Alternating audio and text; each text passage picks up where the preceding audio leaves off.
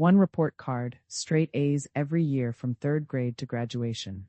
People assumed the grades built your confidence. They built your armor instead. You learned early that being right did not protect you from being alone. In a room full of adults who resented a smart girl, quietly, without saying so. You remember the specific silence after you answered a question correctly. And nobody responded. What did being the smartest girl cost you? Tonight, we answer it. Start with the silence itself. You raised your hand. You gave the right answer. And instead of relief, you felt the room shift. A teacher's mouth would tighten.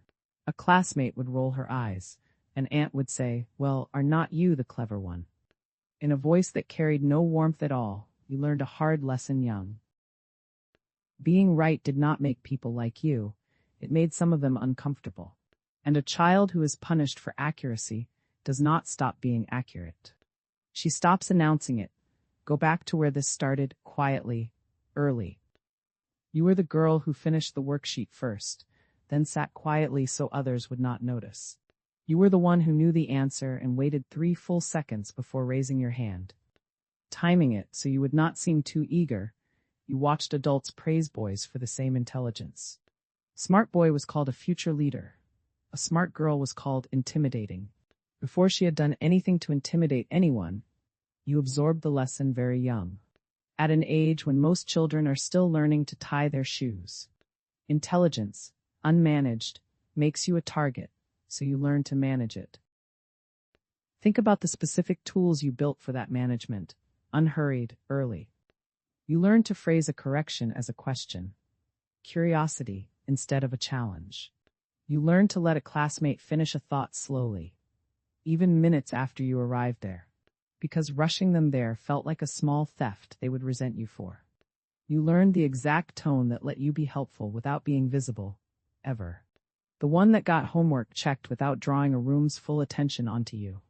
None of this was taught in a single lesson. It accumulated one correction at a time, until the management became indistinguishable from your personality, entirely, without her noticing. This is where the guarding began, not as a personality trait, as a survival skill.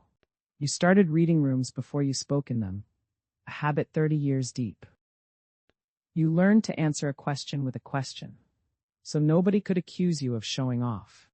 You learned to let a wrong answer stand sometimes, because correcting it cost too much. You built a second self, performing just enough competence to be useful and tolerated. Nobody taught you this directly, you built it alone, watching what got rewarded and what got punished, then adjusting in silence, year after careful year. Watch how this shows up now, in the woman you became, in ordinary rooms. You give an opinion in a meeting, then immediately soften it, out of habit. You know the answer before anyone else in the room, and you wait, counting seconds, deciding whether saying it is worth what it might cost you socially, again. You have an entire vocabulary of hedges. I could be wrong, just a thought. Not sure if this matters, you use these phrases so often you stop noticing. They are armor, built from decades of watching intelligence treated as a problem. Rather than a gift to use, notice the guarding outside of work too. You keep your inner life private, even from people who love you. You give short answers to "how are you?" because the full answer requires trust. You rarely extend anymore. You solve your own problems before anyone offers to help, because needing help gets read as weakness in a woman expected to have answers. Friends describe you as strong, capable, put together. They miss the cost of it. Composure like yours takes work. It is not the absence of feeling. It is managed feeling. Behind a locked door, there is a particular kind of evening worth naming. A friend calls in tears over something ordinary, and you listen fully, ask the right questions. You hang up feeling useful and slightly hollow, the way you always do, quietly, because she never once asked what your week had been like, and you did not correct her. Admitting need has never come easily to a woman who learned competence was safer. Name the price honestly, because there was one. You spent years being everyone's answer. And nobody's confidant, quietly, without complaint, People brought you their problems and left. Before asking about yours, every time, you built a reputation for having it together. So thoroughly that people stopped checking anymore. Relationships suffered in a specific way. Men were intimidated by exactly the qualities that should have drawn them closer. Some friendships stayed shallow, requiring depth she avoided, and there were nights, alone, when the intelligence that once earned gold stars felt like the reason you were alone. That grief is real.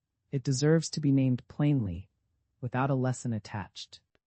But look at what the guarding built alongside the cost, real and considerable.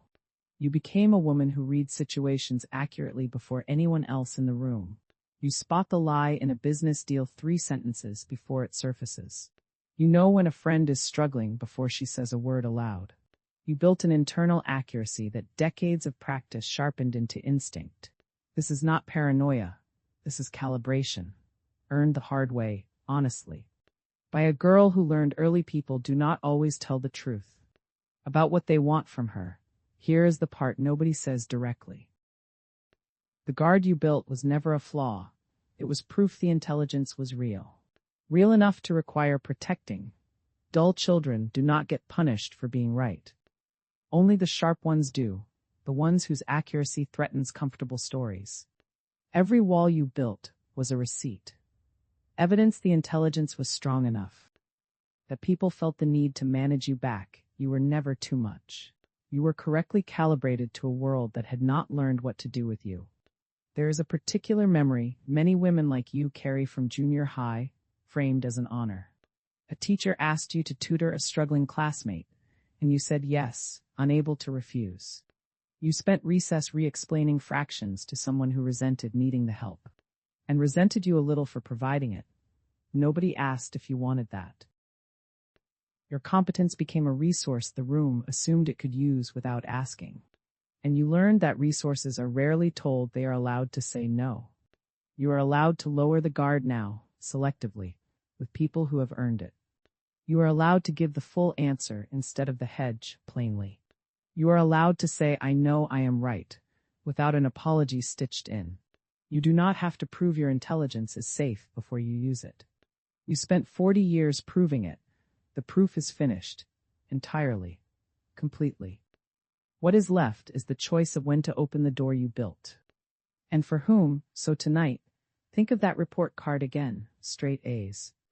Every year, and a silence after every correct answer that taught you more than the grades ever did. That silence built the guarded woman you are now. It also built a woman who was right the whole time, about her own worth. Sit with that if you want. I will sit with it too. We do not have to figure out the rest tonight.